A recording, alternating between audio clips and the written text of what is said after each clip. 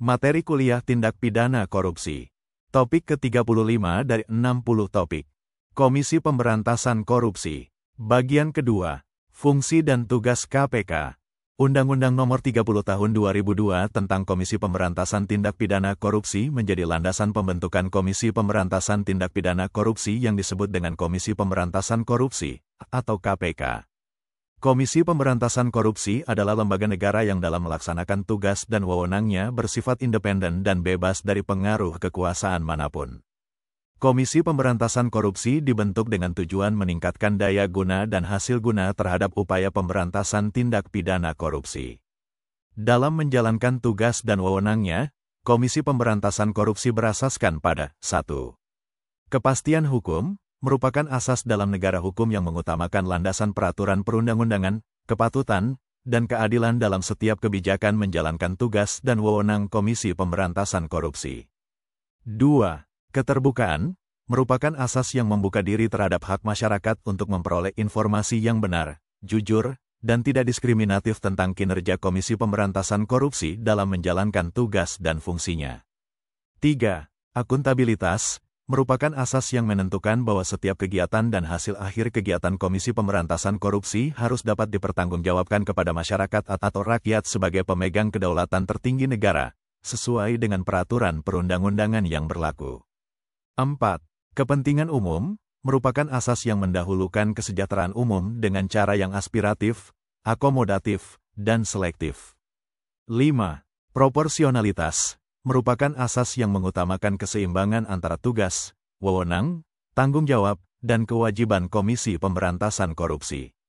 Menurut Pasal 6 Undang-Undang Nomor 30 Tahun 2002, tugas dari Komisi Pemberantasan Korupsi meliputi a. Koordinasi dengan instansi yang berwenang melakukan pemberantasan tindak pidana korupsi. b. Supervisi terhadap instansi yang berwenang melakukan pemberantasan tindak pidana korupsi. c.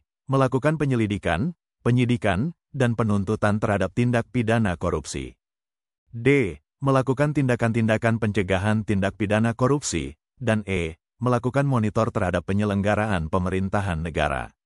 Yang dimaksud dengan instansi yang berwenang, termasuk Badan Pemeriksa Keuangan, Badan Pengawas Keuangan dan Pembangunan, Komisi Pemeriksa Kekayaan Penyelenggara Negara, Inspektorat pada Departemen atau lembaga pemerintah non-departemen.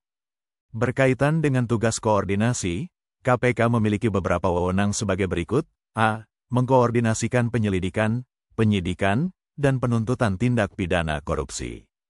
B. Menetapkan sistem pelaporan dalam kegiatan pemberantasan tindak pidana korupsi. C. Meminta informasi tentang kegiatan pemberantasan tindak pidana korupsi kepada instansi yang terkait. D. Melaksanakan dengar pendapat atau pertemuan dengan instansi yang berwenang melakukan pemberantasan tindak pidana korupsi, dan E. Meminta laporan instansi terkait mengenai pencegahan tindak pidana korupsi. Dalam melaksanakan tugas supervisi, Komisi Pemberantasan Korupsi berwenang melakukan pengawasan, penelitian, atau penelaahan terhadap instansi yang menjalankan tugas dan wewenangnya yang berkaitan dengan pemberantasan tindak pidana korupsi, dan instansi yang dalam melaksanakan pelayanan publik. KPK berwenang juga mengambil alih penyidikan atau penuntutan terhadap pelaku tindak pidana korupsi yang sedang dilakukan oleh kepolisian atau kejaksaan, Pasal 8 Ayat 2 Undang-Undang Nomor 30 Tahun 2002.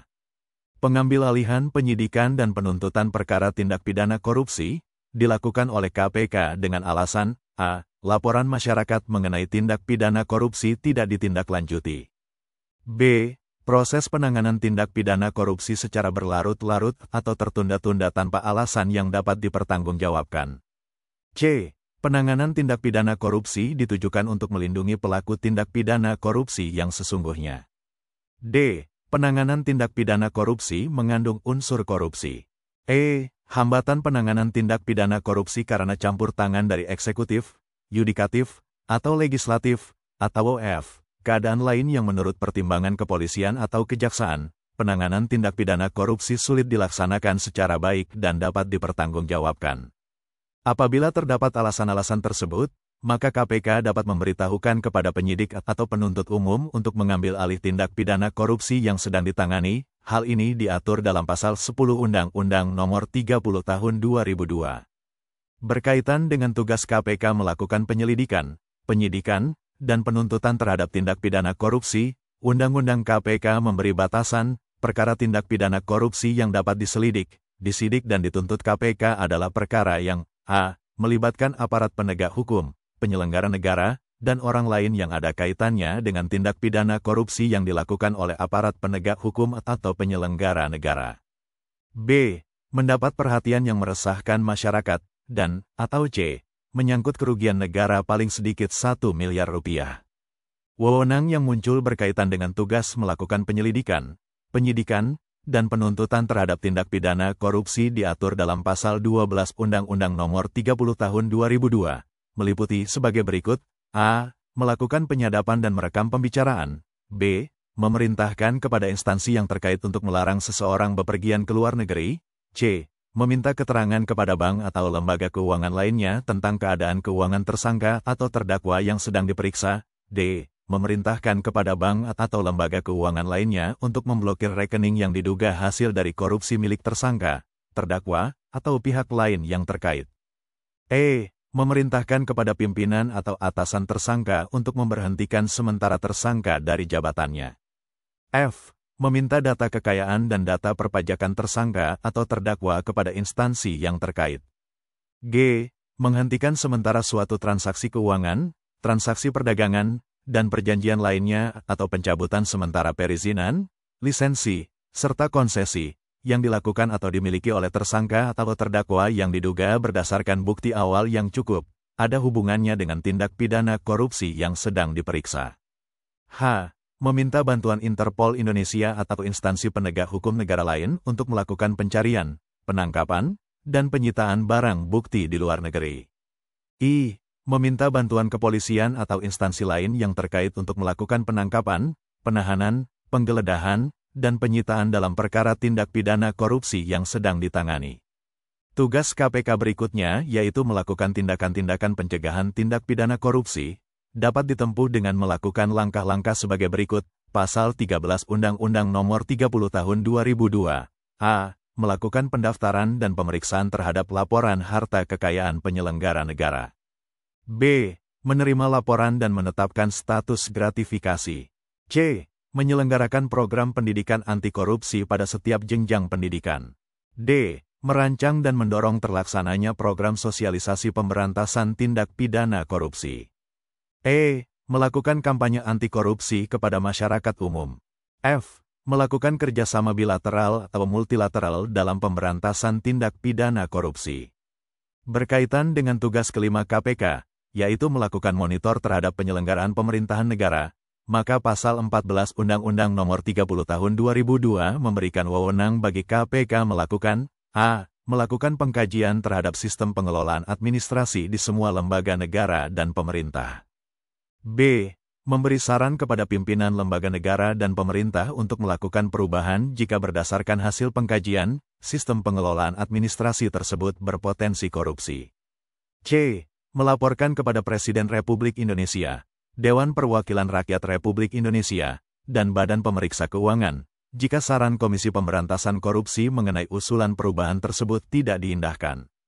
Selain kelima tugas tersebut, Undang-Undang KPK memberikan kewajiban bagi KPK untuk a. Memberikan perlindungan terhadap saksi atau pelapor yang menyampaikan laporan ataupun memberikan keterangan mengenai terjadinya tindak pidana korupsi. B. Memberikan informasi kepada masyarakat yang memerlukan atau memberikan bantuan untuk memperoleh data lain yang berkaitan dengan hasil penuntutan tindak pidana korupsi yang ditanganinya. C. Menyusun laporan tahunan dan menyampaikannya kepada Presiden Republik Indonesia, Dewan Perwakilan Rakyat Republik Indonesia, dan Badan Pemeriksa Keuangan. D. Menegakkan sumpah jabatan. E. Menjalankan tugas, tanggung jawab, dan wewenangnya berdasarkan asas-asas yang disebutkan dalam Pasal 5 Undang-Undang Nomor 30 Tahun 2002. Itulah materi topik ke-35 tindak pidana korupsi. Channel ini bermanfaat khususnya bagi mahasiswa Indonesia, atau siapapun yang ingin menambah wawasan. Video tutorial dituturkan dan disubtitelkan agar dapat ditonton, dibaca, sambil didengarkan. Untuk pemahaman yang lebih baik, putar dan dengarkan video ini berulang-ulang. Subscribe dan like, agar Anda mendapatkan update tutorial lainnya. Bagikan juga link video ini agar teman lain juga mendapatkan manfaat channel ini. Terima kasih. Sampai jumpa.